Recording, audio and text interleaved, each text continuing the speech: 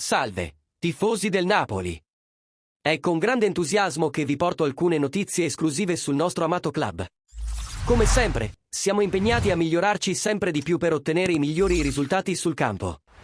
Prima di iniziare, vi chiedo di premere il tasto mi piace e di iscrivervi al canale per rimanere aggiornati sulle ultime notizie del Napoli. Oggi abbiamo alcune informazioni su un giocatore che ha attirato l'attenzione del nostro club, Melvin Bard, terzino sinistro del Nizza. Secondo quanto riportato da TMV, il Napoli ha messo gli occhi su questo talentuoso giocatore per tutta la stagione e sta seriamente pensando di ingaggiarlo per la prossima estate. Bard, nato e cresciuto nelle giovanili del Lione, è arrivato al Nizza nell'estate del 2021 per la modica cifra di 3 milioni di euro.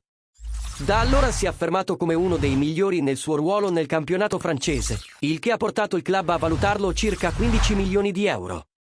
Nonostante l'interesse di altri grandi club della Premier League, il Napoli sta monitorando attentamente la situazione di Bard.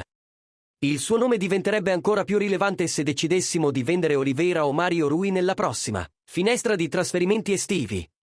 Allora, cari tifosi, cosa ne pensate della possibilità che Melvin Bard si unisca alla nostra squadra nella prossima stagione?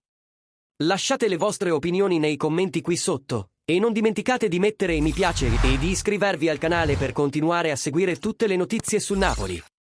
Insieme, tifiamo e sosteniamo il nostro club in questo entusiasmante viaggio. Forza Napoli, sempre!